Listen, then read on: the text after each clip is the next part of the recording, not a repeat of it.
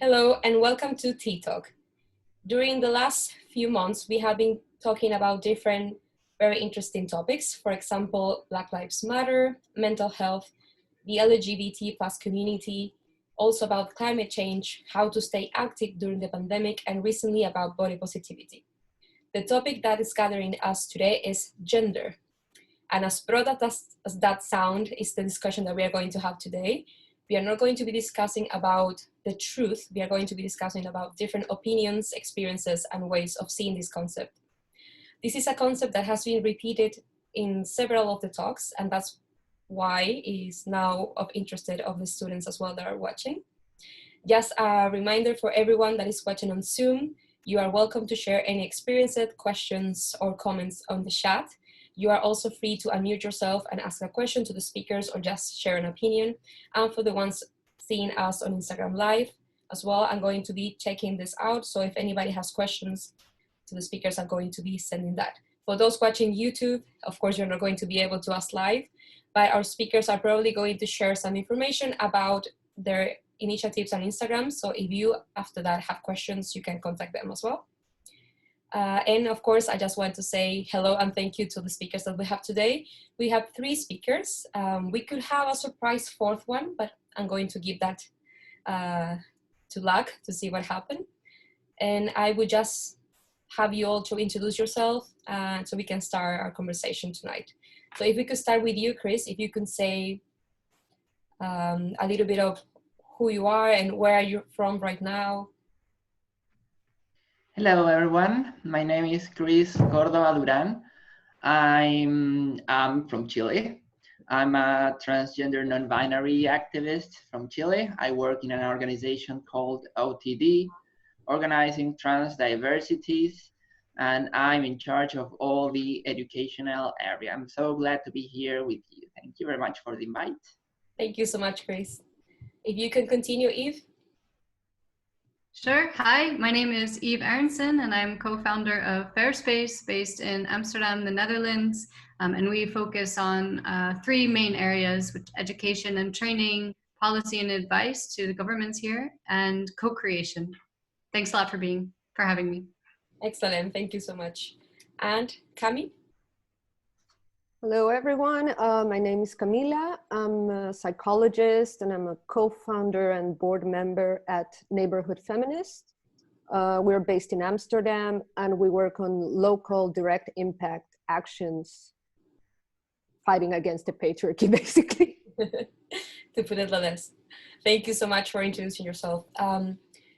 As we have been talking in the last Tea Talks, we are going to have some minutes for each speaker to share a little bit more about the idea. But of course, at any moment, you are free to share your points or to unmute yourself and also share your opinions. So we are going to start with Chris today. And this is a question that I'm going to be asking to each of the speakers. And I'm not seeking a specific answer. I just want to open the conversation. The same for people that are watching now. This is a question that sometimes I ask myself as well. And it's about, what does the word gender means to me? And I think that has changed during my life. I think when I was probably 10, I thought I had a specific answer and that was it. And I think it's amazing how sometimes when we get a little bit older or how the culture is changing, the words can change meanings and they can be even more richer. So I wanted to start with that, Chris, for you. What does the word gender means to you? Well, as yourself, I think it's a question I've been asking myself for a long time in different ways. And as you say as well, it's difficult to get like a straight answer. And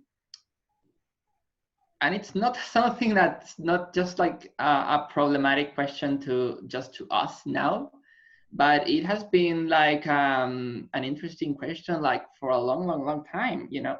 People have come with different answers to it, and you know, and people still today struggle like to answer that question. People, when they're asked like what is gender, you know, they start to think, well, is it biology? Is it something that's constructed, you know, like interacting with your environment? Is it something that you choose? There have been philosophers, scientists, activists that have been like saying different things along all this, and these three kind of explanations have come up like a lot in different areas, no? And it's a relevant question, obviously, because it's like the way we answer to that question has like a lot of social implications. And for us, like transgender community, it has implications as well, because what is gender? Therefore, you can ask at the same time, what is then gender identity? You know, and when we get to the word identity, there's something actually that's the point I bring for you guys today. Like, so what is this identity? Because like there's like this idea that identity, you think about like the concept true identity, and you imagine, you know, yeah, what's my true identity? What's what I'm really in the, I don't know, in the bottom of my soul I am, or my psyche, or whatever you wanna think there's inside there. Like, what's my true identity? You know? Yeah. So this is the concept I want to challenge today, because if you start to ask yourself, okay, well, let's think about identity. What makes you you? For example, tell me something.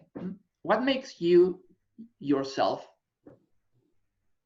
Yeah, I think usually when we present ourselves, or at least here, I'm in a new environment here in London, so usually the question of who are you pops in. I think the first thing that I will say is that my name, but then usually I will say I'm a female or I'm a woman. And sometimes we don't even think of how quickly we say that. And some people don't even feel they can challenge that notion, because that's how they learn. They learned there was men, women, and that's it.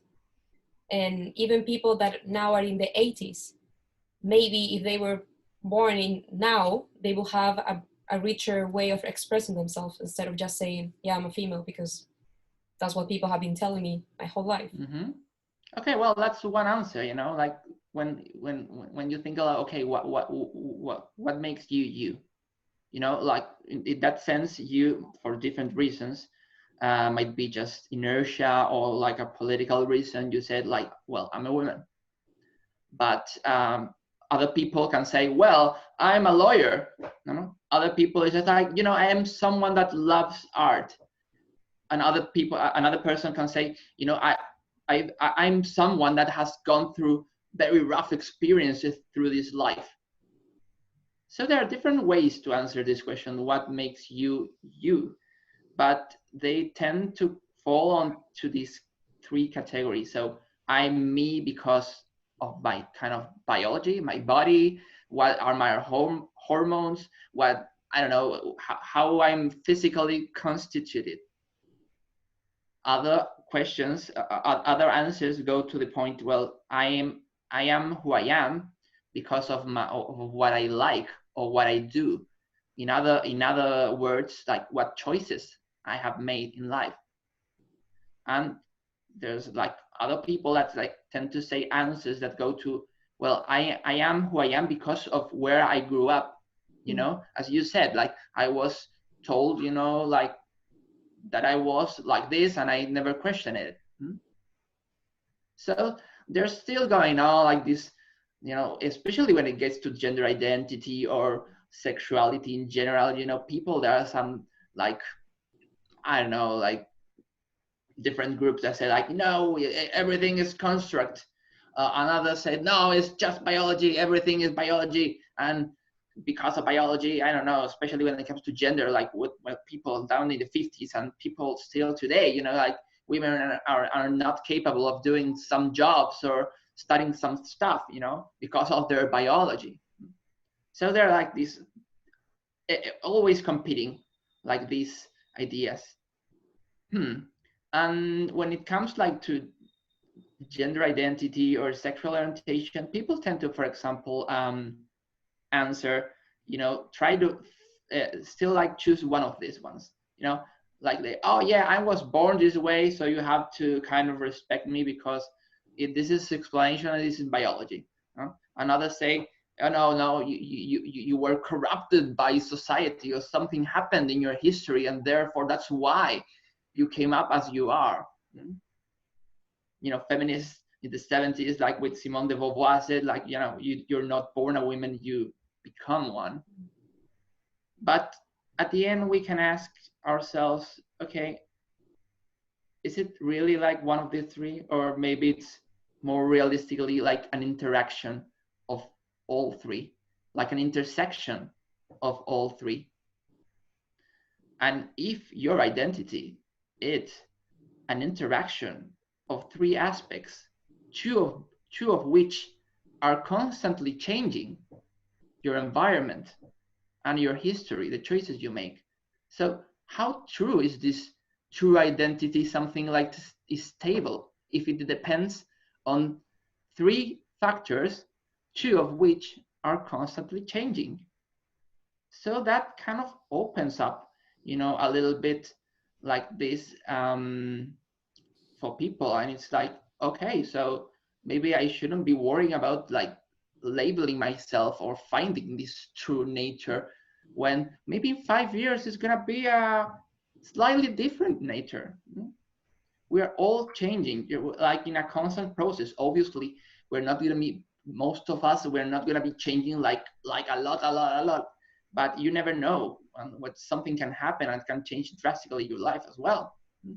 So with the passing of the years, when I'm trying to explain gender identity or talking about gender while doing education here in Chile, I've been slowly like getting on, trying to get out of this gender cookie person to explain stuff, because I was like, yeah, it's a good tool to kind of teach people a little bit, like, but it's really basic, and it's really like leaves like a lot of stuff behind.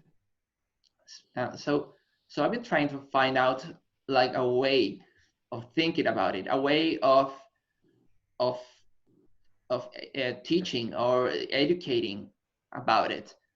And I think that embracing this idea that we are in constant change goes, for me at least, in the right path, because it's way more, it's more real. It considers time, it considers change, and it's something that's not, that's part of all our lives, and it's always been, and it's always is gonna be there. So coming again to the first question, what is gender? What is gender for me at the end has to be, following this reasoning, like an intersection of these three areas as well. Mm-hmm. Maybe one is gonna be like more important, maybe others are like the relative importance that different people are gonna give to each of these areas is different. But at the end, there must be an intersection of the three of them. So yeah, that would be it. I was wondering when I was hearing to you how maybe this process was for you, in the sense of maybe 15 years ago your idea of what gender was different, and sometimes also people expect that we, like as a human being, will give them clarity. So it's like, okay, but what are you? Okay, but tell me this. So if you're not feminine enough, then you're this. Like the society will expect us to give them a complete answer as well. And especially if you are very young, like if you are 14 or 15, when people ask you this question, sometimes you can feel afraid to not have an actual answer. So I was just wondering, how was this process for you? So now you're able to say, for me, gender is something that it can change. How did you reach that conclusion? Well, it's been a long road,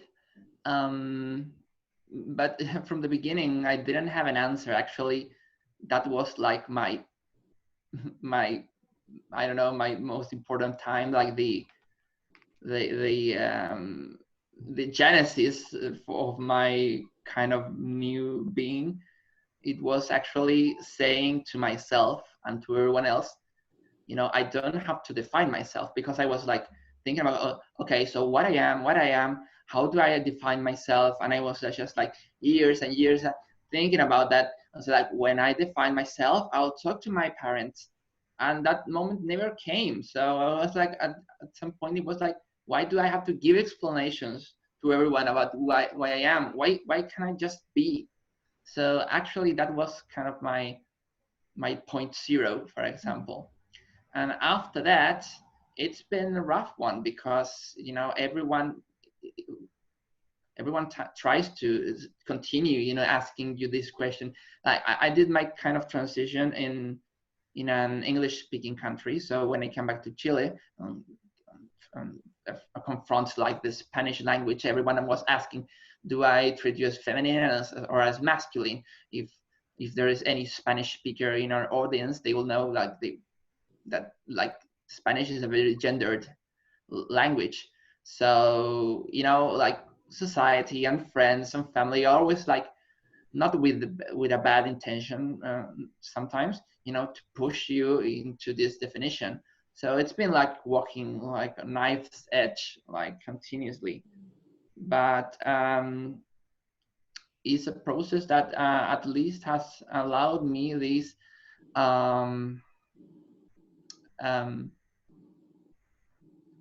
this freedom of just, if you're just you, then you're never gonna be, you're never gonna be stopping being you, you know. It's just a different you. So if you define yourself as just you, then you'll be true to that, yeah, for years to come. You're not gonna be, because if you define yourself as X, or you define yourself as Y, then maybe in 5 years times you're gonna be defining yourself as W, I don't know. But if you define yourself as you, then you don't have to do that. So it kind of, it helps a little bit. At least it has helped me in some points. In other points, it makes things difficult anyway, because of this walking the knife thing. Yeah, I think the statement that you mentioned is very powerful, especially if somebody here is watching this and maybe they have been asked this question. Okay, but define yourself. Tell me. I can accept you, but tell me. And this statement that you mentioned, like, I'm going to be me. And because sometimes people feel rushed into making a decision, like, okay, I need to have a name. But actually what you say, I think, is very important, that if we say that we are who we are without any specific label attached, maybe we can feel a little bit more free. Because yeah, and finally, like one very important thing that I think it's kind of linked to what I was saying before. You don't have to explain yourself. You don't have to justify yourself. You know, society and always are asking us to justify why we are the way we are. You know, why are you taking that choices? Why are you? Is it biology that? Because you don't have to justify yourself and say that, oh yes, I am what I am because biology. Oh yeah, I am because society. I am because of. No, you know, and don't let others tell you also why are you the way you are, you know, because that's kind of, it makes you like also think, you know. So why some communities, some people in the world have to justify their existence, not all, while most of people don't have to justify the way they are or their existence, they just are, you know. But for us and for a lot of other people, we're asked to, you know, in this tribunal of society, so present me the proofs that you must be someone that's I don't know, able to exist in this society, justify your existence here in the tribunal of society. It's just no, why don't you justify your existence first, you know?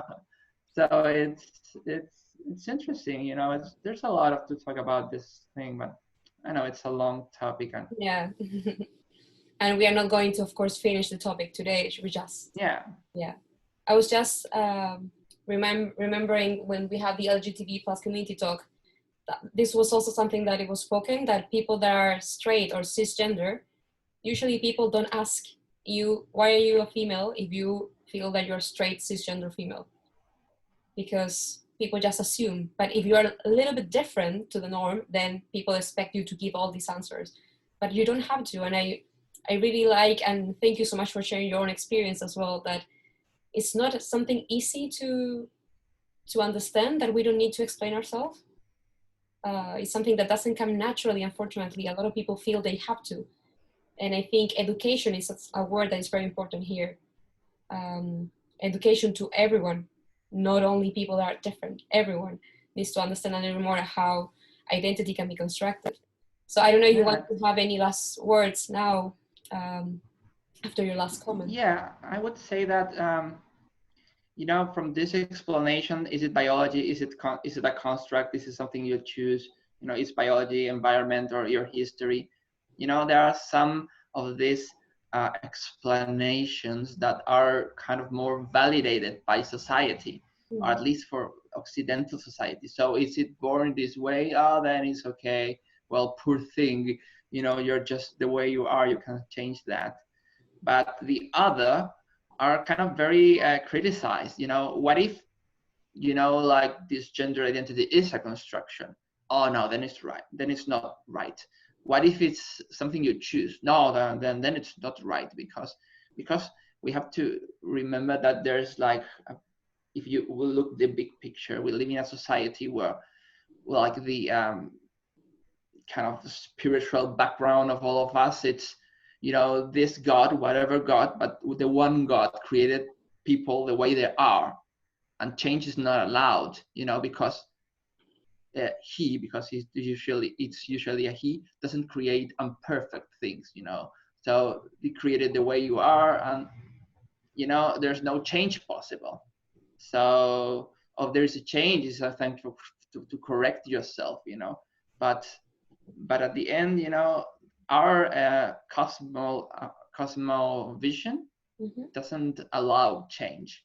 So maybe that's a problem, because it's not just a problem for the LGBT community, but also for women around the world, because if they try to change, like what is supposed to be, what was created perfectly from the beginning, there's problem also, and that's why we struggle against like this gender binary system that's rooted in this idea of things were created one way and there's no change possible. So let's fight and change. Thank you so much for your words. I feel very inspired by that, and also about the work that you are doing in the place that you're working as well, because I think we need more people that are willing to fight this, because it's something that goes against so many natural things. And I do, again, the quote, like you said, like, things are supposed to be this way. So everything that attempts to change it can be feel like a very big challenge. So thank you again. I'm just telling you that there's a lot of hearts going on Instagram for you. So there are a lot of people resonating with your words as well. And of course, you are invited to stay as long as you can. We are also having some clapping here in Zoom. So thank you so much. Thank you very much. We are going to have Eve now, but of course, if you have any comments for Eve after Chris, you're welcome to share them on the chat or to open your mic as well. Hello, Eve. How are you? Hello. Hi, Francisca. I'm fine. Thank you. How are you? I'm good. I'm very, very excited to keep developing this topic. Like I said, there's a lot of people here on Instagram as well, like very keen to actually just hear different perspectives, because we usually hear the same type of perspective from the media. And sometimes people are told by the media that they should behave in a way or another. Even in the case of helping, for example, in your case, and sometimes that can be very hard. I'm just going to read the Instagram of Chris. If somebody wants to follow, is KRISLAMANDA.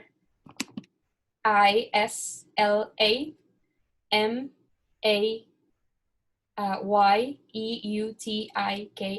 So it's Chrysla Majeutica. Now we can continue with you, Eve. I have the same question, like I mentioned, just if you can give us your own perspective of what gender means to you. Yeah. Yeah, it is a hard, well, it's a big question, I guess. It's not necessarily a hard question, but for me, the first kind of word that comes to mind is power. That gender, for me, and especially in our work at Fairspace, is really coupled very closely with power or privilege, especially whether it's a higher position of power or a lower position of power, depending on what gender either someone identifies with, or especially what gender society or people around them kind of claim them as. And I think the second one is the perceived sort of gender is the one that, especially within the context of public spaces and street harassment, which is our area of focus, is where we see a lot of the tension between someone's gender, the perceived gender from others, and those interactions and expectations that happen in, for example, a public space on the streets.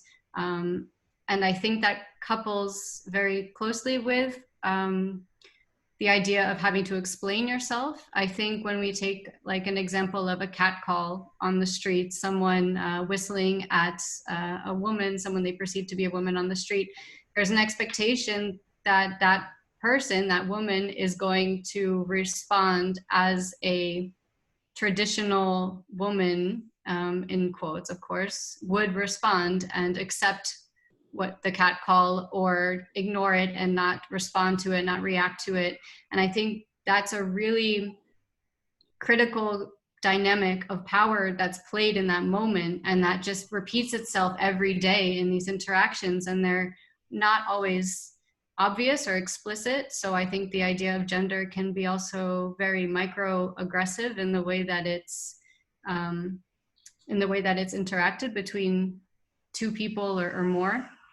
And so for us, and for me, I think that's the biggest idea that comes to mind, and not only necessarily power related with one's gender, but also the different the intersecting identities that come along with gender, because someone can be a cis white woman, someone can be a trans black woman, someone can be a cis black woman, or a cis black man or white man. There's so many different intersecting identities, also with ability, also with economic status, that the idea of gender is one part of a much bigger picture of someone's identity and the way that people interact with them. And of course, that's where my work really focuses. The way that people interact with them in public spaces is not only a consequence of maybe their gender, but also sexual orientation, race, cultural background, religion, ability. So there's all of those different factors that play into that. And I think that you can't necessarily look at gender without looking at all these other topics, which is what we've been discussing already until now, that it's not really in a vacuum.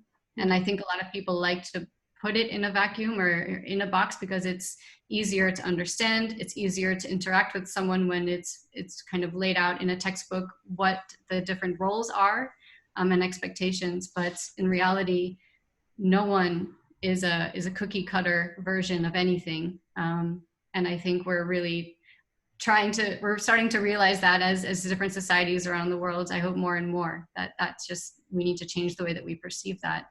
And not only also look at the people in the groups that are maybe less power, less privileged, so like women or LGBTQIA communities, people of color, but also look at those that are in power and get them as allies on board, men, boys, transform cultures from the different parts of the communities and the people that have different levels of power within those communities, so that there's a really transformative shift. Maybe that diverges from your question a bit, but that's how I see gender. Perfect. I was thinking of the concept of power that you were mentioning, and I was remembering a concept that is very well used here in London regarding therapy usually, is that the social graces. So the social graces, or it's very similar to intersectionality, has to do especially with that. Like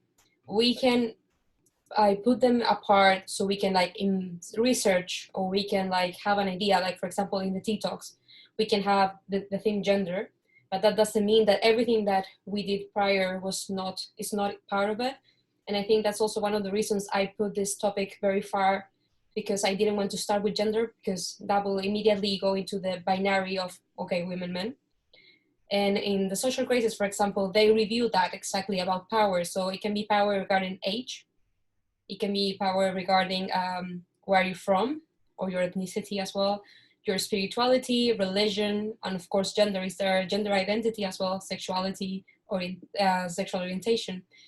And I think the question of power is very important. And if I'm thinking about, for example, sexual harassment, something that I have been hearing since I was probably, I don't know, 7 or 10, when this was more spoken about in Chile, because of course we are very behind in that, is that men felt that they were losing power. So I think that's one of the biggest struggles with the feminist concept for them, is that they feel that in the past, they could do that. They could say something in the street, for example, and now they can't. So it's almost like they feel like the power was taken. And I think if we only feel that you have power, you don't have power, it's going to be an endless argument, and we are not going to be able to change a lot. I don't know what your thoughts are about that, like you are working in that in the first place as well.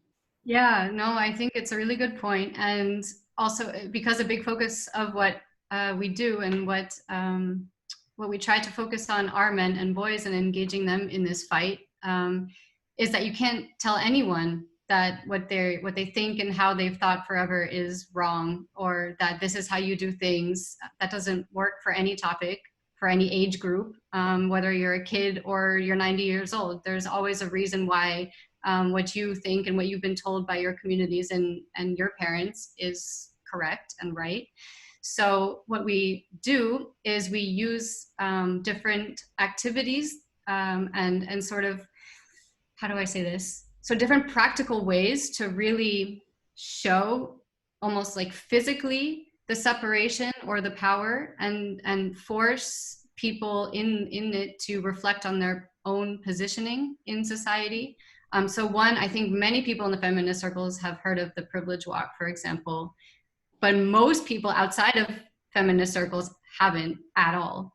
And so for us, we found that something like a privilege walk is a great first step into introducing this concept of power and privilege to potential male men allies and cis allies in these conversations. Because at the end of the walk, it's normally as expected that most of the people with respective power are in the back, and most of the people that are relatively underprivileged are at the front. And that's because they've answered yes to every question. Yes, I think about what I'm wearing before I go out on the streets. Yes, I've experienced some form of catcall in my life. Yes, I've been had a discriminatory comment on my hijab when I go outside. So there's always, those yeses pile up. And then at the end, when you can really see the difference and the distinction, regardless of the different intersecting identities that are there, it's almost always the case that women and LGBTIQI communities and people of color are at the front, and the white men are at the back. So that in itself, from the feedback we get at least, is that the men in the group find that as a sort of like awakening, which is really important, because it's a good kind of non-aggressive way to simply, based on people in the group's own personal experiences, show that there's something happening. And from there we can have conversations, and from there we can start talking about experiences and street harassment and sexual harassment and what that means. And through those conversations, we also often see that a lot of the times when people express their experiences with street harassment, that those who haven't, this is completely also new to them, that they just never thought of it. And maybe they've heard about it, but it's never been something that they've understood as important or serious or even harmful. So yeah, that's sort of how we get the conversations going. And from there, it's really important to keep them going so that we can get these allies on board for the long term. I was thinking what a challenge is that, because like you say, somebody has been raised in a sort of community and then all their lives what they have been hearing is, well, men should be like this, women should be like this is the only option. And you trust your parents, and then somebody from outside is telling you that's not good. It's so easy to be defensive because you actually feel attacked sometimes. And I think that's something that I have been seeing a lot also with the Black Lives Matter movement. A lot of people, white, have been saying, I didn't know that there was that much racism here. And of course, that's something that for a Black person is like, how come you never notice? And I think that's how deep these stereotypes go, that people actually don't know, or maybe they did know, but they ignore it, or they saw it once, so they thought it was an isolated incident as well. And I think we need to let us ourselves also be put in that curiosity place, because not because I'm a woman, that means that I immediately can understand everything that's going on for another person. And I think sometimes we do feel that. And also, for example, in my career, that is psychology or mental health, we usually have this idea that we cannot discriminate because we work in mental health. So I don't discriminate, I'm over that.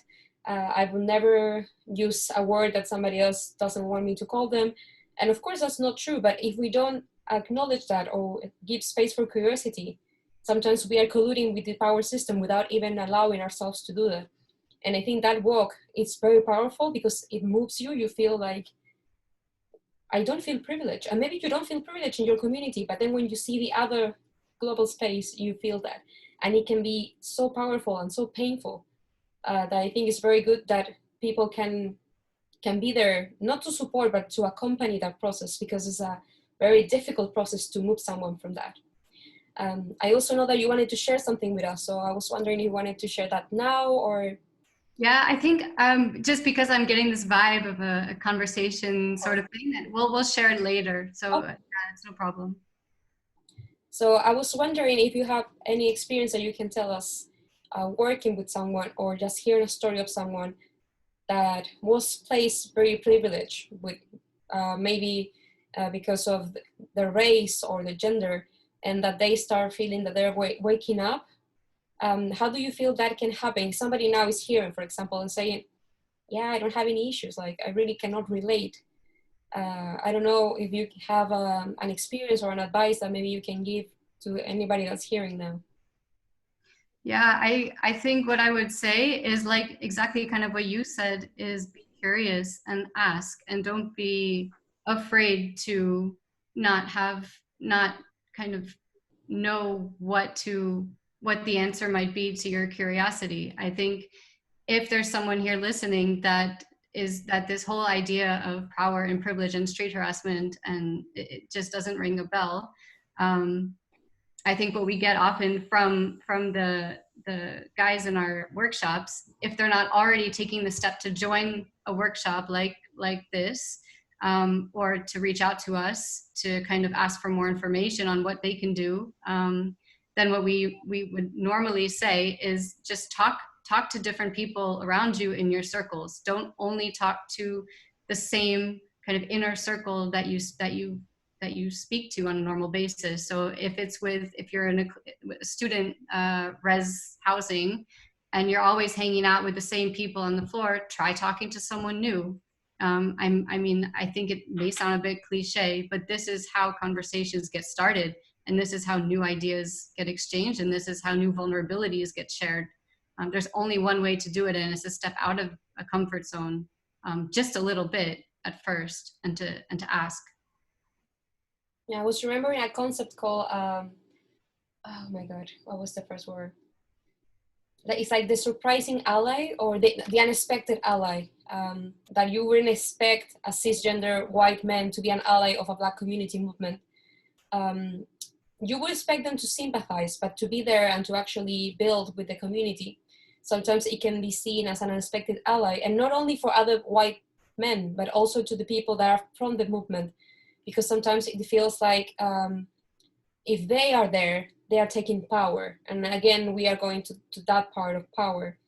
And if we again talk about harassment, and I think probably every woman that is hearing has experienced that, every person from the LGTB community or every person that is from a different race and white maybe has experienced that, is power something that we feel we lost.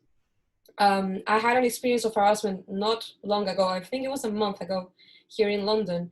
And I think, the first, it was a very uncomfortable situation in the middle of a crowd full of people, nobody did anything. Then I was very furious because I felt, oh my God, this is like such a stereotype because of the type of people that did the harassment, that I was so annoyed that it was so easy to stereotypize them. And then, of course, I was furious with myself because I wasn't able to do anything. I was powerless. First, because I wasn't expecting that. Second, because they were faster than me and they were more than me. And of course, the feeling of, I'm a woman, what am I going to do? I don't have the strength. And because of lack, probably, I find these people again, men, and they were being arrested by the police because they were doing robbery. So it wasn't linked to that, but I approached the police and I told them my story. And they, of course, they said, yeah, like, let's take your statement. And they asked me, why didn't you call the police? And I think my first reaction was like, why would I call the police? First, I'm from Chile. I would never call the police in Chile because I have seen how sometimes, not all, of course, but sometimes they treat women like, come on, that was not a big deal. Like, feel proud that somebody did that to you. That you're attracted, feel proud of that. So first, no. Second, I thought it wasn't that big of a deal. Like, it wasn't the worst harassment. So I was also saying to myself, yeah, it wasn't that bad. But they took that so seriously that I was actually afraid. Like, I felt like, oh my God, like, if this is that serious, then I'm questioning everything that happened in the past. And I think the movement about human rights, about Black Lives Matter, about feminism, is making a lot of people think back. And that can be very dangerous, not dangerous like per se, but people can feel very afraid to revisit stories and feel, oh my God, I have been harassed in the past. And I thought it was a game. I thought it was something that men do, or maybe it's a family member. And I thought it was something that uncles do, I don't know. And I feel a lot of people, not only people that are cisgender men are waking up, but women are also waking up because they are realizing that sometimes that happened to them. And they thought it was part of life. And now they're just thinking, oh my God, like, something actually happened to me. And I don't know if you have any experience with that in the place that you're working with, but at least for me, I have been revisiting my past a lot as well. No, I think it's, there's this sort of kind of maybe unforeseen consequence on mental health or of trauma that can come from this discussion opening things up, because it's not only for men who can realize their power and privilege, but a lot of times in those same exercises, certain women in the group say, oh my gosh, now that you're asking these questions, I'm thinking about all of my experiences, and now I see that actually they weren't so normal. And this idea of normalization of feeling that these interactions are okay after 10, 20, 30, 40, 50 years of someone's life, and then suddenly conversations start happening and there's a realization, that can be quite traumatic, to be honest. And I think that's why it's really important when we discuss these issues and topics that we do it a bit holistically in a way, so that it's not just maybe someone who has experience with gender, but also in like a mental health specialist that's in the conversation as well. And other experts that might be able to step in, because there are a lot of dimensions to this, just like there's a lot of intersections to someone's identity as a person. And to just touch on one other point before I guess we wrap up, this idea that you said that your experience, you saw no one really did anything and you were wondering what you could have done yourself. I think that's also links really closely to what we try to emphasize a lot, is this accountability of bystanders in these situations. And that's a bit linked to this idea of allyship as well, that when you're in a situation where something bad happens to you in a public space, on the street, if you're catcalled, whatever, it's not your responsibility to get yourself out of that situation. And it's not your responsibility to deal with this person who is infringing on your own personal public space. It's the accountability of everyone around you who's witnessing it, many of whom probably have higher positions of power or privilege relative to you in that situation. So if it's you being harassed by a man, you said, and there's other men walking around and they see it happening, it's also their responsibility to step in, because the more that they realize that they have that power and that privilege, the more they realize, hey, maybe you can't do something, Francisca can't do something in this situation, but I feel empowered to do that, and I can either step in directly or check in with you after the fact.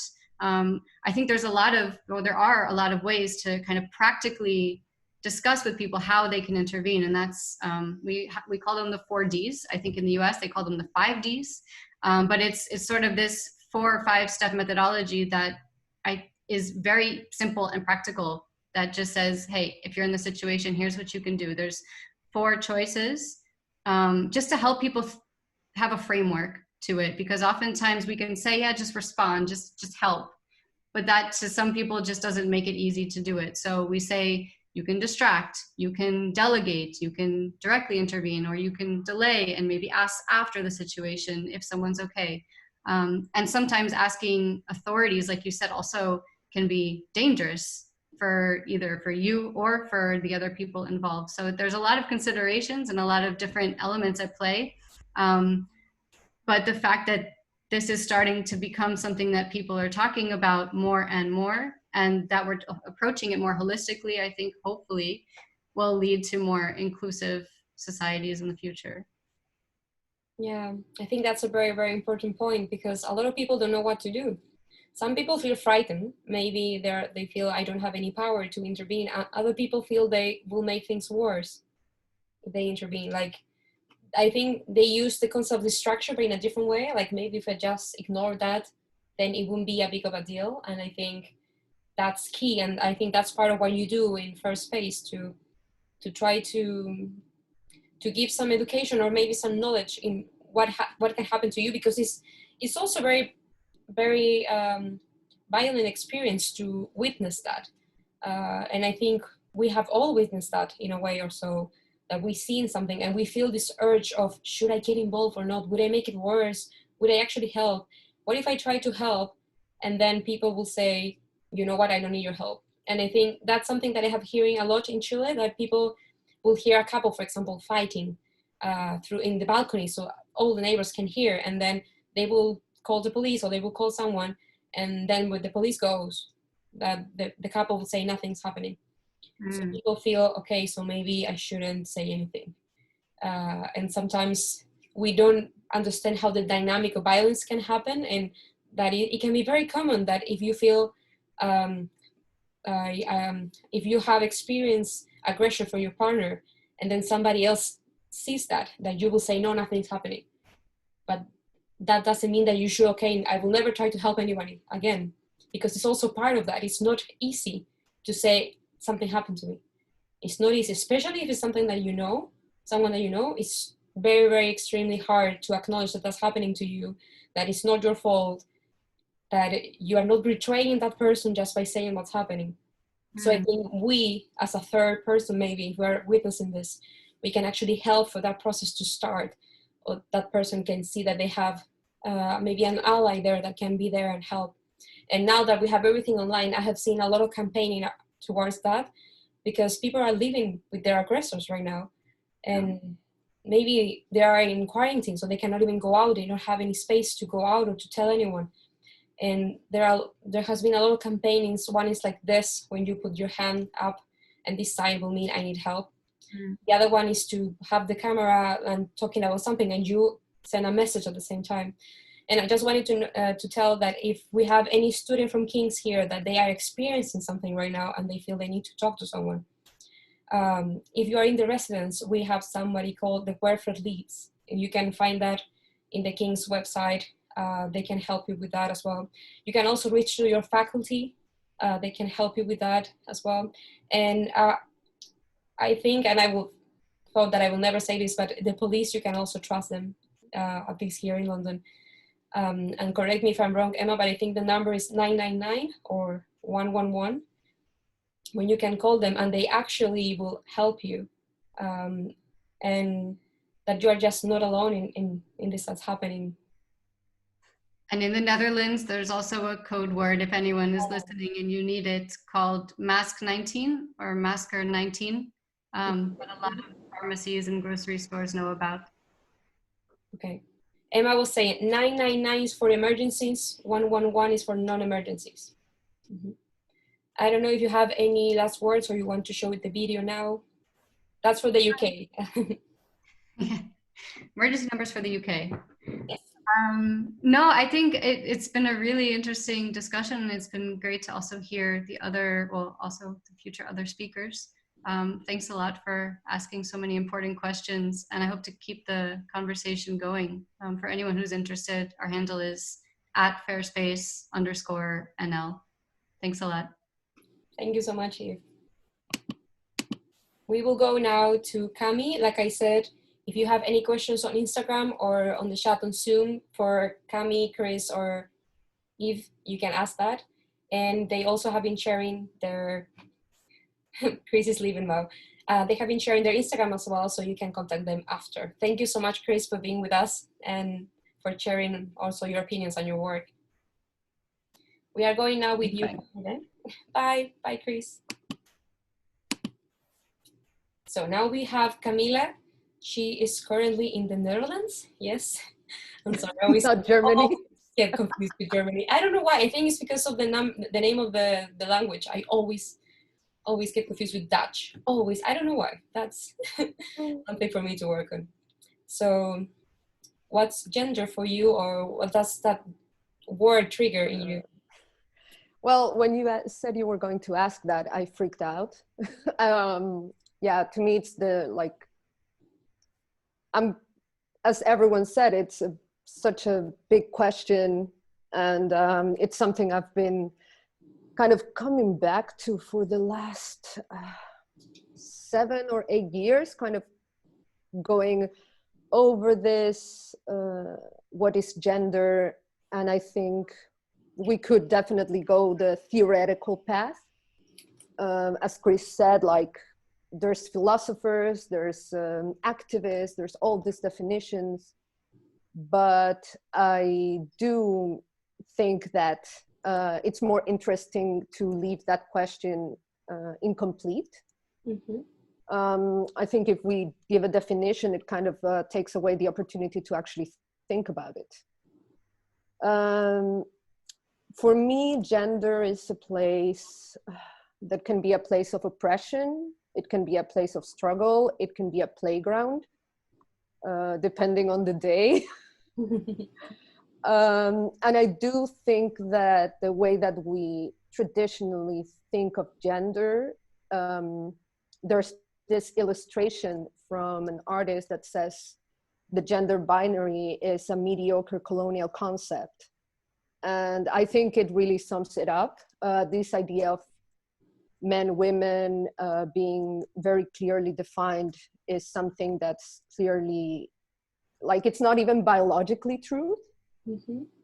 So yeah, it's something that's been fed to us, that's completely static. But if you look at, and it's a shame that Chris is not here because I know they've done research on this, but if you look at pre-colonial culture, yeah, this idea of static, fixed gender for your whole life, it's fairly new, and it came with colonization. And so I think it's more like a place to explore. And yeah. And then comes in all this other sort of gender identity and gender expression and things we can think about. But yeah, I think these are, as you said, like concepts that we create to understand reality. They are not reality. So in that sense, and this is why I don't want to go the theoretical route, it's not theory, it's our lives. At the end of the day, we can have all these ideas about gender, but yeah, how does that, like, those concepts only help us to question and like think, how come women earn less money than men? How come women of color earn even less money? How come Black women disproportionately face risk during pregnancy?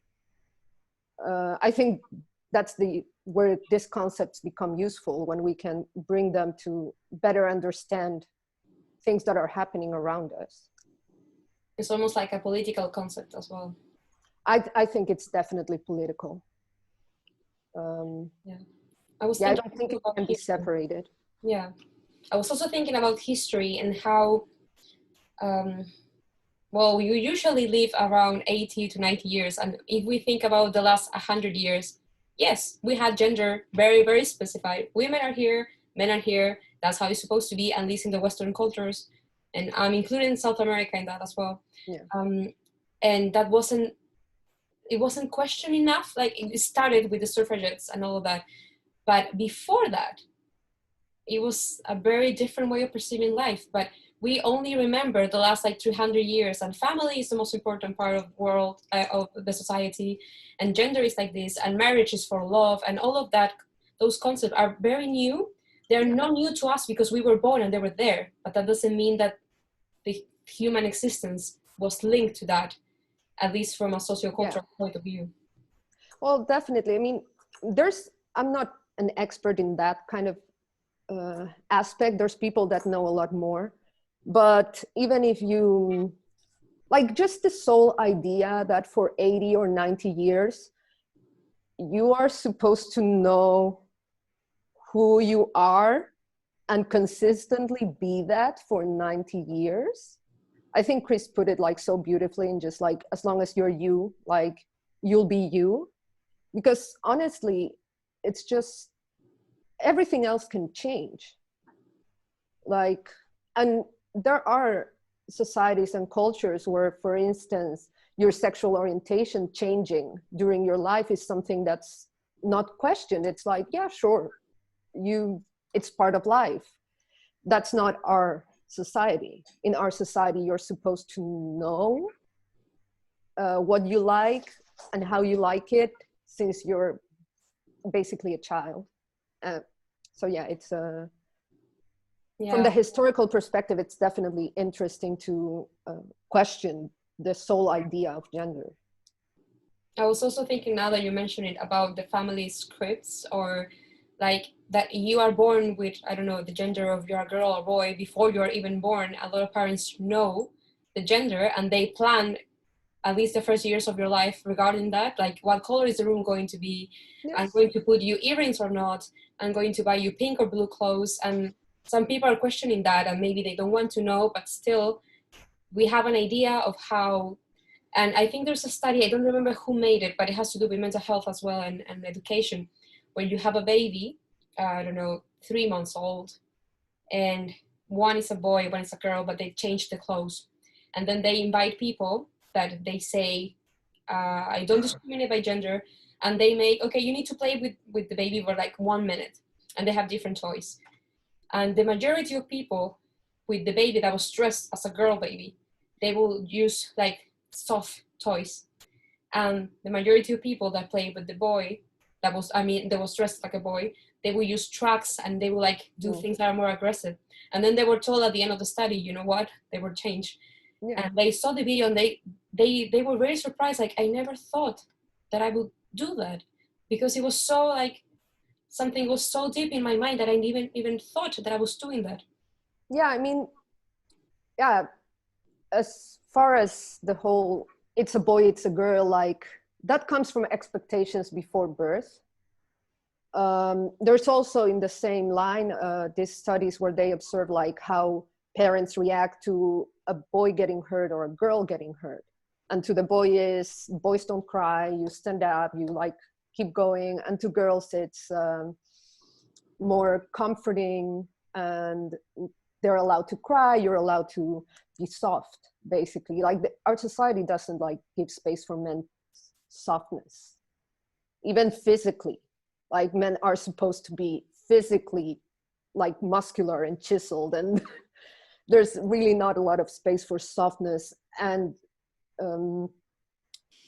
So I think there's that, but as you say, this is so ingrained in like a subconscious level. These are things you learn as soon as you enter the world.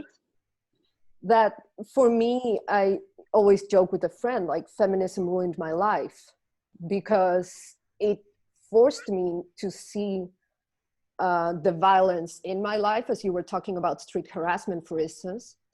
It also forced me to see all the violence around me, and now I can't unsee it. Mm.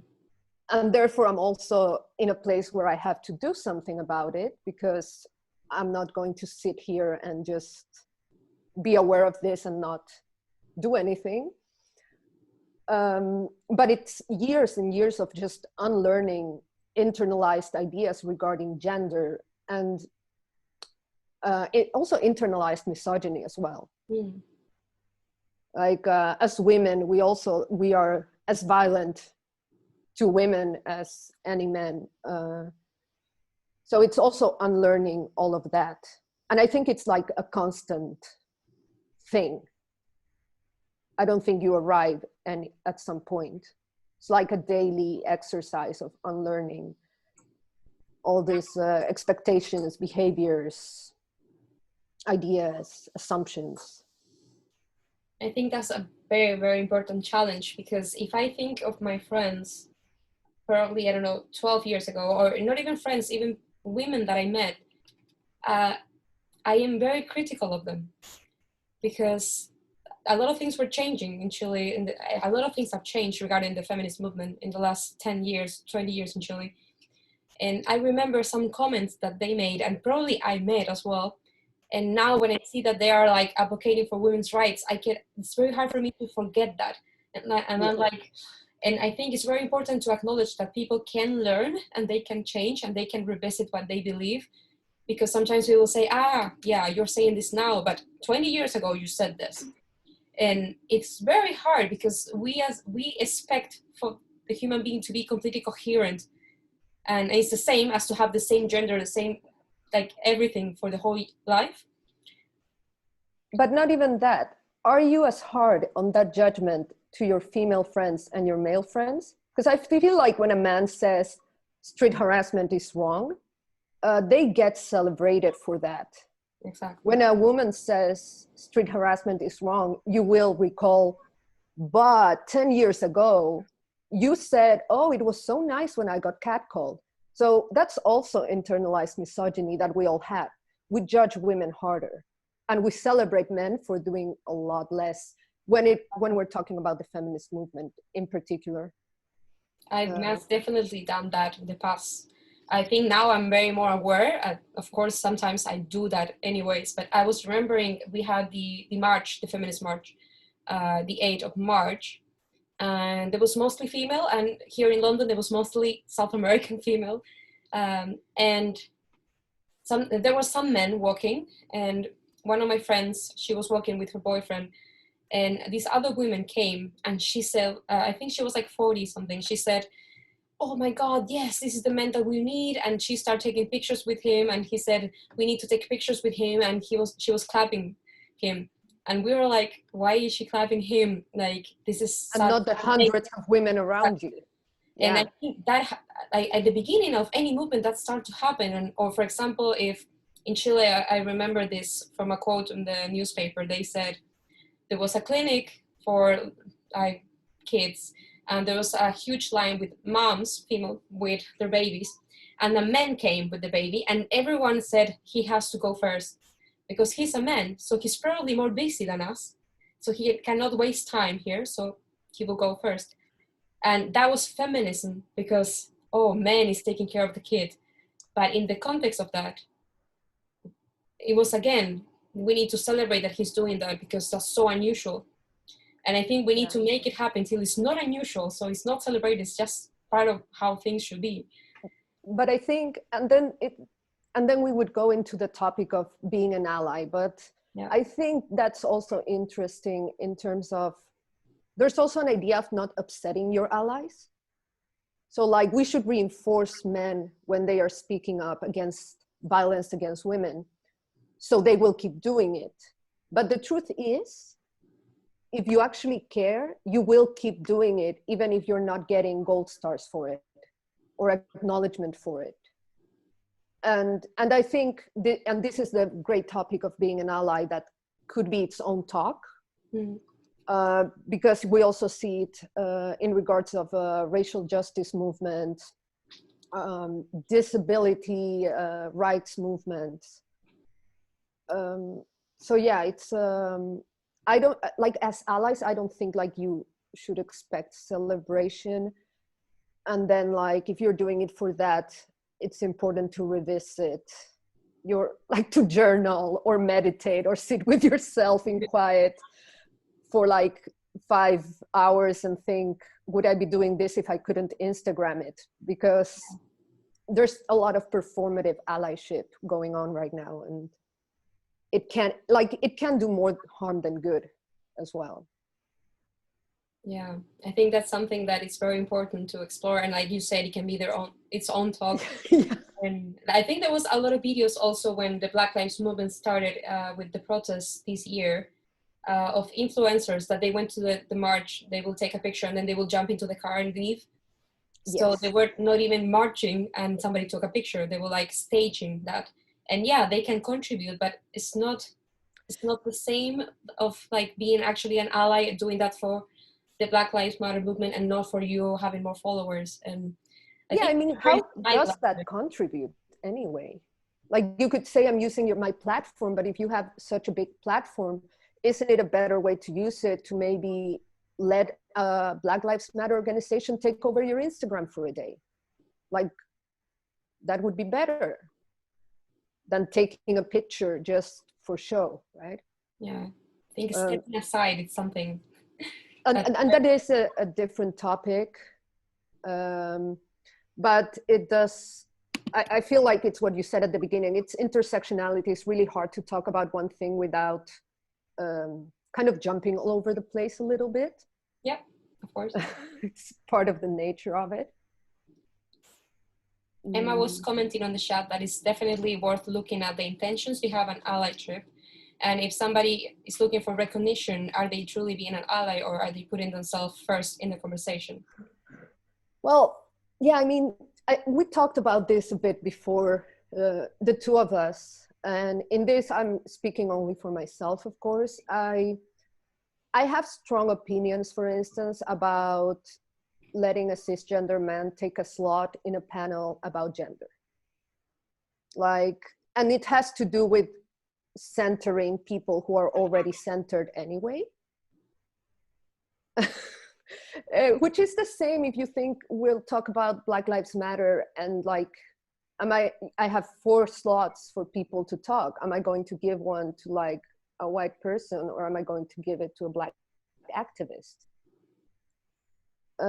So yeah, I think sometimes, especially social media kind of encourages this, where people are just doing things for recognition, or like sometimes you say like to get cookies, like to get a cookie, you did well, here's your cookie. Or I think if you come from a place of true allyship, you don't need that, because yeah, like what you get out of it is knowing that you're on the right side of history and that you're like helping shape a better society.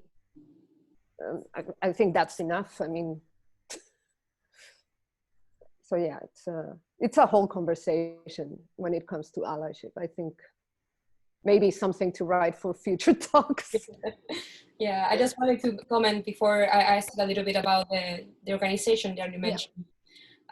When we did the talk about Black Lives Matter, I remember that I had that dilemma also because a lot of people that were white, or maybe white but from South America, for example, or from Asia, they wanted to speak. And my question was like, should I only have Black people talking, or should I ask people to talk only because they're Black? And I had that on my mind. And I remember that I reached to some people that I know that were activists and they have Black skin, and they said, I actually don't want to talk because I feel that I have to explain this and I don't want to, or it's a very sensitive topic to me, so I prefer that I step aside. And I remember we had a mixed panel, and one of the comments was that and regardless with Black Lives Matter, that is a little bit different, but it has also the thing of power there. That white people were expecting Black people to teach them about race. For free. And I think that's something that resonated with me about feminism, that women are supposed to teach men, or the concept of like, women, you should take care of yourself, but the conversation is not we are going to educate men to not be rapists. Yeah. We're going to educate women to not do that. So I mean, I think there's so many aspects that go there and interconnect. It's a lot of things that go into play. And as well, like there's the other side of it, right? That is tokenism. Yes. That's another problem that comes into play. And there's also the problem of payment, because there's emotional labor behind it. It's painful to explain, as Chris said, it's painful to have to justify your existence. We could go back to street harassment and say, like, I don't want to explain to men why I'm allowed to wear whatever I want and why it's 35 degrees and I should be able to wear shorts, but I can't because you will yell something at me. Like, it's not nice to have to explain that every time. So yeah, I mean, a lot of things come into play. That's why I said, like, we could go on a whole. Yeah. Well, thank you so much for trying to explore some of these ideas. And I really wanted to ask you about the Neighborhood Feminism Foundation. Yes. So, well, we're an organization consisting of 3 people. We're almost a year old. And it started from the desire of organizing direct impact local actions. So we were all involved in organizing the Women's March in Amsterdam in 2019. A few months after that, we wanted, you know, like organizing march, like demonstrations are great, but we want to do something here now that we can see, like, help right away, so to say.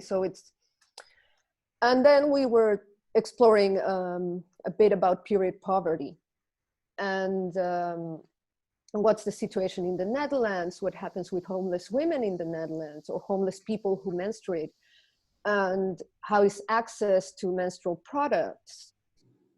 How are menstrual products taxed? Are they taxed? Are they not taxed? These are things like, when you have the privilege of access, you don't think about. You might complain about the price, but if you have the privilege of access, you don't think a lot about it.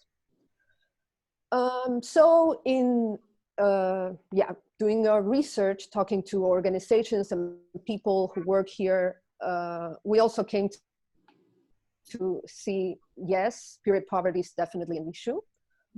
It's something that tends to be forgotten. People tend, I don't know, it's not that you consciously think about it, but when you see someone homeless, you tend to forget that they still get their period every month and might not have access to hygiene products. But we also saw, okay, if you can't afford menstrual products, sometimes you can't afford other basic hygiene products. So we started with this Dignity Kits project. And what we do in this project is we make these little kits that have shampoo and conditioner, shower gel, nail files, nail clippers.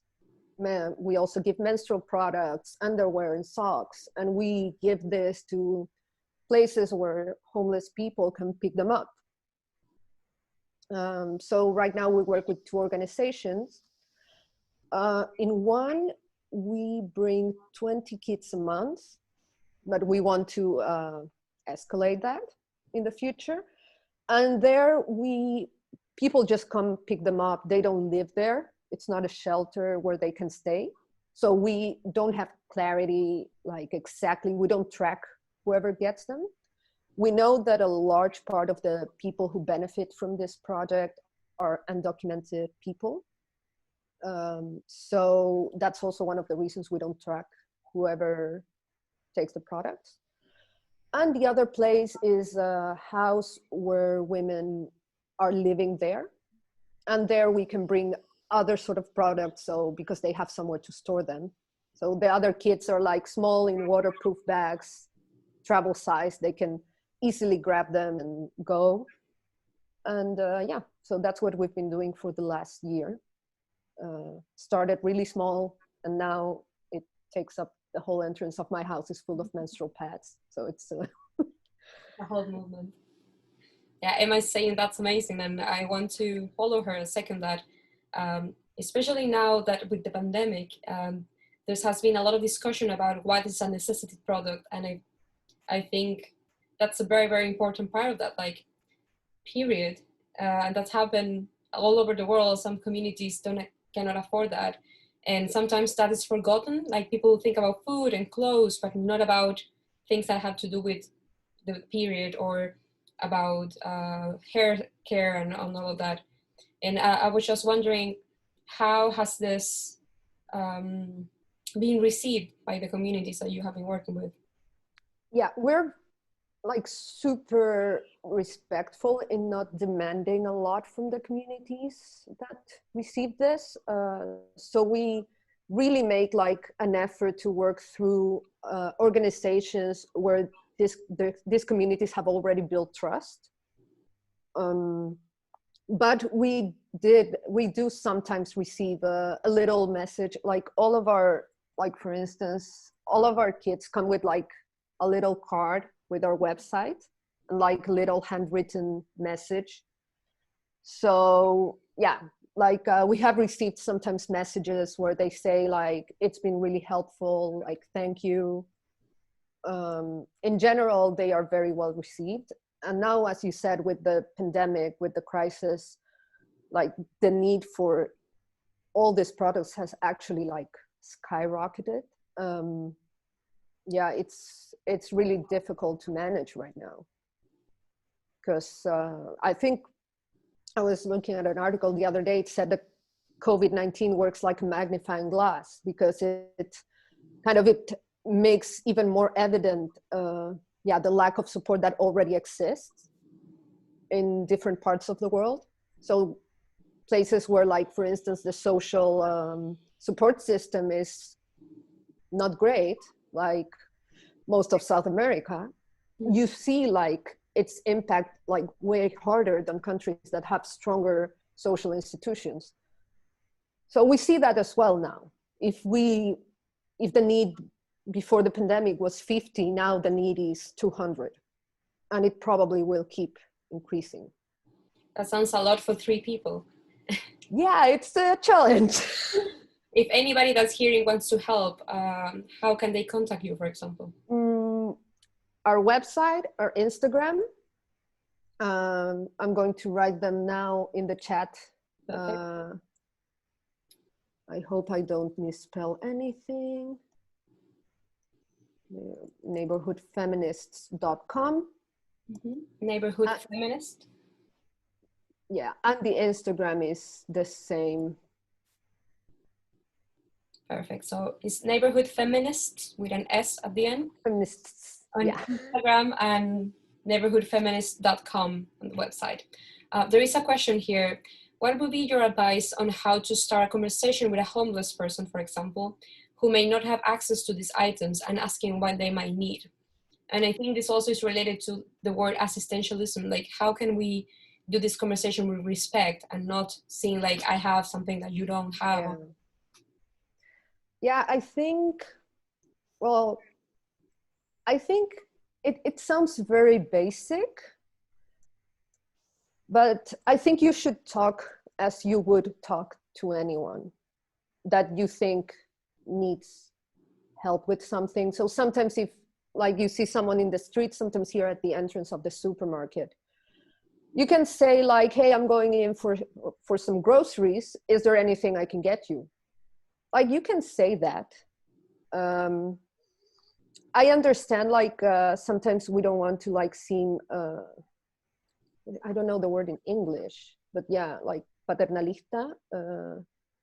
Yeah, it's like a mix of assistentialism and condescending. Yeah, I think condescending, patronizing. Patronizing.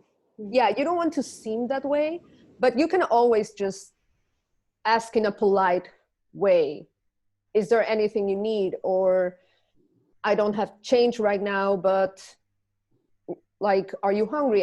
Or are you thirsty? Can I get you like some water? I think these are things that are like, I don't know, I think everyday actions that like make the world a bit better, even if that sounds very corny, like it might still make someone's day.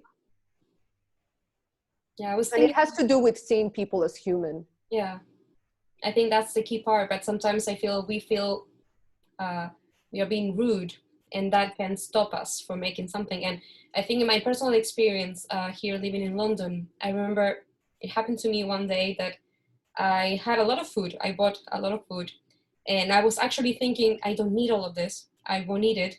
And then I saw somebody that was sitting in the tube with this like sign saying like, if you have any extra change or something. And I remember I came to him and I asked him if he wanted the food that I had. Everything was closed, and this was before pandemic and everything. And he said no. He said, no, I'm not hungry right now, but there is a lady like down the tube that maybe she needs it. And then I went down the tube and I saw this woman. She also was sitting down with a sign saying that if we have extra change. And I remember I asked her, yeah, I have this if you want it. And she also said no. And I remember I felt I had like a very strange feeling of, oh my God, I'm doing something wrong. And I think that's something that is not, I don't know how to explain it, but it's not about me if I'm helping them. It's not about me. It's not about how I will feel. Not because they're homeless, that means that they will accept anything. You know? They can also say, no, I don't like that. I don't need that right now. And we shouldn't feel, oh my God, you're being not grateful. Like we have options. We can say, no, we can say, I need this, but not that. And not because you're homeless, you lose that category of being able to choose some things. And I don't know, I think it was a lesson for me because I felt like sad. And then I was like, why am I feeling sad? Like, was I doing this? Is not about me.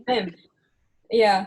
But I think it's also, maybe it's like also a cultural thing a bit. Like I know in Chile, I do this a lot, where like if I have some extra food or water or whatever, and there's someone in the street, I go and I'm like, hey, do you want some food? Do you want this? And I've never had like really a bad reaction. But, and what you said really kind of brought me back to the project. Not because someone is homeless, they will receive anything. And for instance, sometimes we've received product donations. And it's very clear when someone purposefully went and bought something and wanted to make it nice. For Christmas, we had people wanting to make like special Christmas dignity kits, and that was really nice. And when someone is doing a Marie Kondo their bathroom and they are just giving you a lot of leftovers, and that's really like such a sad reality. Like it's really painful to sort through it and see you're giving me this moisturizer that has like all the crust around it that doesn't have anything left, but why are you giving it to me? You know what I'm doing, you know our project, you know who this is going to. Like, I don't think people think twice about it. I don't think it necessarily comes from like a bad place, but it does have to do with certain ideas about what people that are marginalized and that are underprivileged should settle for. I know that we have been talking about a different topic than the name, but I think that was exactly what we were talking in the beginning, that gender is something that goes in everything. Like we cannot talk about homeless people and forget that is gender issues there as well. There is skin color differences as well. There is age differences as well, and the immigration status as well. And I think at least this is what I was aiming with the talk, and that's why I kept it very broad and I didn't put gender equality or gender. I was thinking about that because I think we need to make it broader. We need to think how this is in basically everything, and not only gender, everything, that the race that we have, the age, the economical status that we have. I mean, if you take period poverty as an issue, like for me, it's like a really easy issue where you can illustrate intersectionality, because you have the taboo of menstruation on the one hand, which is still a thing. that comes with shame. And then you have like the problem of access, which also has to do with gender, because women are like paid less than men in most countries anyway. And yeah, if I look at it, most of the people that benefit from this project are women of color, asylum seekers, or people who are undocumented. So they are more affected by period poverty because of the combination of all of this. So yeah, it's just like, it kind of all weaves together into one thing. Yeah. I was also thinking, and maybe to talk some minutes of this before we close. I know that you are doing some therapy, maybe online in this moment. Yes. I'm doing the same, and I'm going to start seeing some refugees from, I think it was Sudan and Afghanistan as well. And everyone that at least I know that's coming to these sessions is male and is Black. And one of the things that we talked before, we haven't started seeing them, is about how cultural expectations and gender expectations and race expectations are all there, because I'm going to be seeing them. I look very young. I'm young as well. Even if they are 18, I do look very young. I'm white. Even if I'm from South America, I'm white. And I'm a female. And in some of these countries, the idea of the position that a female can have is very different. And I remember working with some refugees when I was in Chile.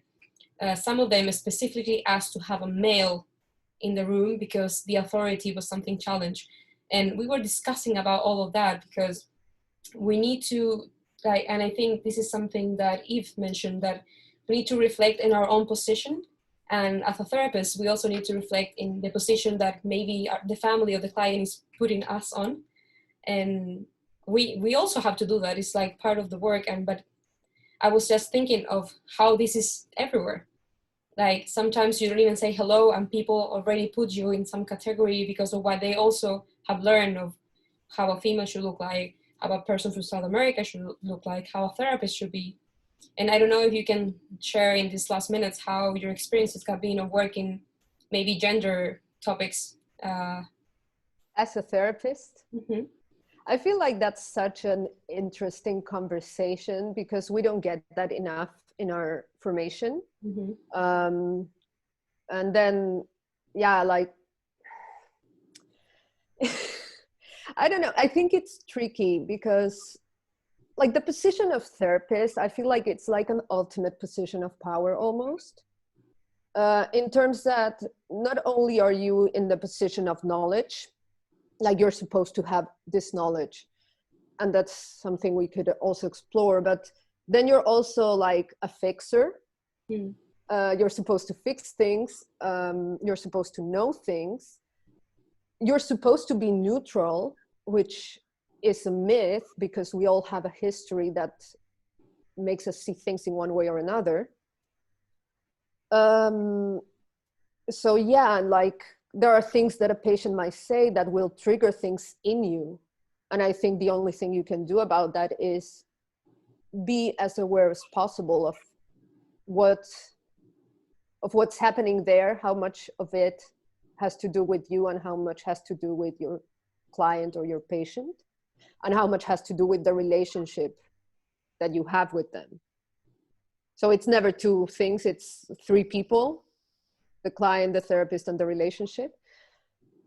So yeah, I think the only thing you can do is be aware of that and keep those things in mind. And I also feel like when you start taking all of this into account, you start also seeing how maybe from the theory, something that your patient does, you would interpret in a certain way. But if you actually take a step back and look at reality and take into account your common sense, you can see that their behavior actually is more culturally influenced than coming from psychopathology.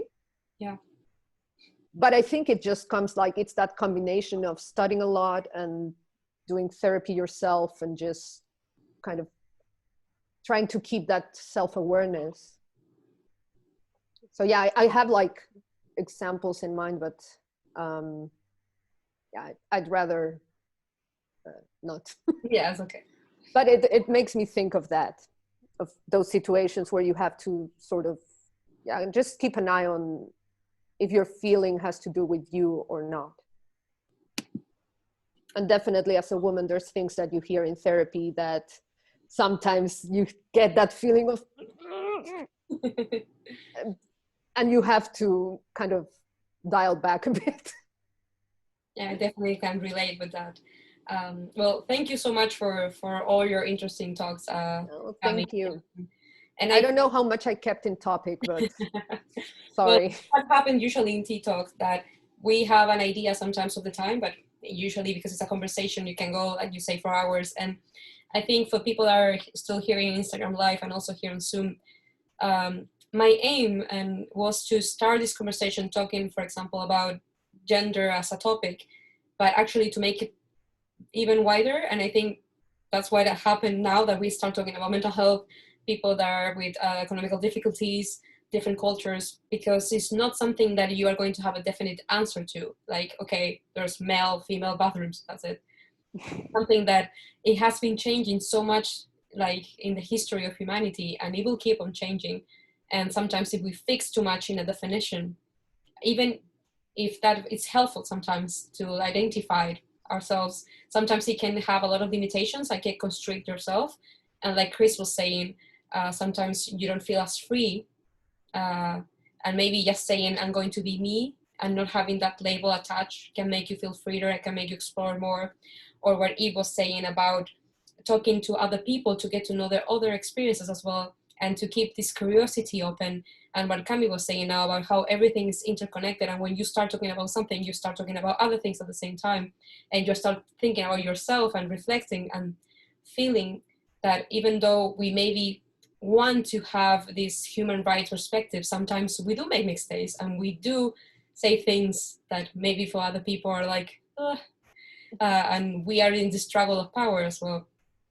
And there's a comment on the chat I want to say, that it is important to know that there isn't one way to have a conversation or one type of community to have it with, and that education and awareness is the first step in understanding what's going on outside of our perspectives. And I agree a lot with you, Emma. And I think the aim of the Tea Talks is to have conversations and to learn or experience something new after the session, even for the speakers or for myself. At least I have every single talk, I feel, oh my God, never heard that or never saw that in that perspective. So I don't know if you have any last comments, Cami, before we end for tonight. Just to round up a bit, what you were talking about, I think, like concepts like gender, like I think it's important to just kind of keep that flexibility as well, in terms of, I can define it, for instance, if I want to affect public policy, I will need a definition, right? If I don't have a definition, I can't advocate. But you can keep that flexibility, like in your life. I can have a definition here. I can still be flexible enough to understand it doesn't cover everything. And that when I'm talking to you, maybe I'm using some other concepts or some other ideas are coming into play. So yeah, I think that's like kind of the key to having any conversations about topics around social justice, to be honest. Like we do need those definitions because we want to affect public policies. We do need like that. The common language. And I was thinking, just to finish with that, like here in the UK, every time that somebody asks my name, my last name, they will ask by my gender. And the options are women, men, I'd rather not say, transgender, non-binary. And in Chile, it's like men, female, no other option. So I always send an email when I have that. Like if any form comes in like man or woman, I always send a commentary like, you should really like include more options because this doesn't include everyone. Those are like small things that you kind of start incorporating, right? Exactly. And sometimes we don't even think about it. We think about other categories, like maybe culture, maybe if you are talking about mental health, you want to say, but when we think about gender, sometimes we just say female, male, that's it. Yeah. Well, thank you so much again for coming, Cami, and also want to say thank you for Chris and Eve's opinion as well and participation, and for everyone here that has been listening to us. We had a lot of people that stayed through the whole session, and like I always say you're always welcome to participate in the next sessions. And the next one is going to be about different types of families. So we're going to have some varieties in, for example, intercultural couples, same-sex couples as well, adoption and other types of family as well, to keep it wider and broad. And it's always going to be at 7:30 UK time. For people watching from Chile, it's 2:30, and the rest of Europe is 8:30 on Zoom and on Instagram Live. I'm trying to keep up with all the time zones. And this video is going to be, as all the other ones, on the channel of YouTube of King's RESILIFE. So thank you again, and thank you, Cami. Thank you.